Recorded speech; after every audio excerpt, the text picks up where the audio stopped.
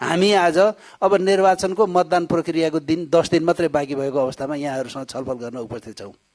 साह्रै पीडादायी अवस्थाबाट गुज्रिएको बेलामा पनि हामीले त्यो पीडा नदेखाइकन त्यो पीडालाई लुगाएर हाँसी हाँसी सबै सामु प्रस्तुत भयौँ र निर्वाचनको संशयको बीचमा धेरै किसिमका धारणा अवधारणा आए थिए, ती सबैलाई चिर्न हामी सफल भयौँ।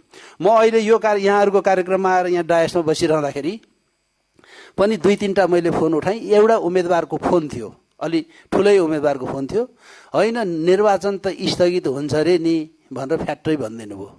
मेरो अलिअलि कन्पारा नतातेको होइन, तर झुकिनु पनि भएन। अनि मैले के भने, तपाईँ त प्रतिष्ठित व्यक्तित्व हुनुहुन्छ, उम्मेदवार हुनुहुन्छ, यस्तो नचाहिने हल्लाको पछि लाग्ने हो? केही कुण्ठित तत्त्वहरूले 19 र 20 गते हामी देखाइदिन्छौँ अनि 21 गते कसरी निर्वाचन हुन्छ भनेर भनिरहनु भएको छ नि त भन्नुभयो। देखाए उहाँहरूले के देखाउनुहुन्छ त्यो हेर्नुहोस्, तर निर्वाचन चाहिँ हुन्छ।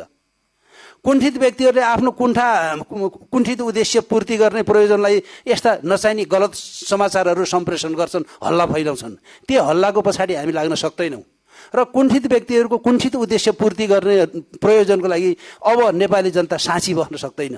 साँची बसेर कसैको कुण्ठा पूर्ति गर्ने प्रयोजनलाई हामीले उहाँहरूको भनाइ अथवा उहाँहरूले गर्न खोज्नु भएको कुरालाई साँची बसेर निर्वाचन बिथोरिने वातावरण बन्दैन।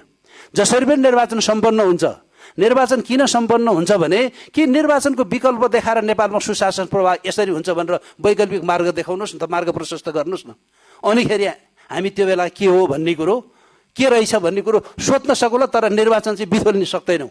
तोकिएको मितिमा तोकिएको समयमा 21 गते बिहान 7 बजेबाट बेलुका 5 बजेसम्म मतदानको प्रक्रियाको समय छ, त्यो सम्पन्न हुन्छ। निर्वाचन हुन्छ, निर्वाचनको विकल्प निर्वाचन हो। निर्वाचनलाई बिथोल्ने कहीँबाट पनि प्रयास नगरियोस् र यो मैले भनिरहँदा निर्वाचन आयोगको कमजोरी पनि नसोचियोस्। निर्वाचन आयोगले निर्वाचन गर्छ, यहाँहरू सबैको उच्च भूमिका हुन्छ र अझ राजनीतिक दलहरू सबै आफ्नो ठाउँमा गइसक्नु भएको छ। उम्मेदवारहरू, राजनीतिक दलका नेता कार्यकर्ता प्रतिनिधिहरू निर्वाचन प्रचार प्रसारमा खटिरहनु भएको छ र उहाँहरूको निर्वाचन आएको अर्को वैकल्पिक मार्ग देखिनु भएको छैन।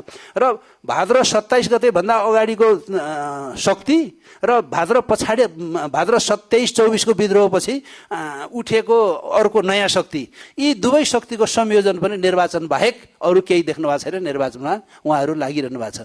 अब यसरी निर्वाचन गरेर नेपालमा सुशासन प्रवाह गर्ने पवित्र उद्देश्य र आकांक्षा लिएर बसिरहेको व्यक्ति र व्यक्तिहरूलाई कसैले निर्वाचन बिथोलिन्छ, निर्वाचन चाहिँ अलिकति धमिलो पानीमा माछा मार्न पाइयो भने यसो केही समय खेल्न पाइन्छ भन्ने होला, त्यो हुँदैन, त्यो गर्न पाइँदैन। त्यस्ता कार्यहरू सरकारले वर्जित गर्ला। हामी निर्वाचन आयोगले पनि नजिकैबाट निहालिरहेछौँ, हेरिरहेछौँ, विश्लेषण गरिरहेछौँ र यो ठाउँमा कमी कमजोरी भयो, सरकार तपाईँहरू सच्याएर निर्वाचनको माहौललाई कहीँबाट बिथोलियो भने यो सही हुँदैन, यसलाई सच्याउन चाहिँ तुरुन्तै लगाइहाल्नुहोस् भनेर हामी सरकारलाई पनि आग्रह गर्छौँ र हामीले पनि पहिचान गरिराखेका छौँ।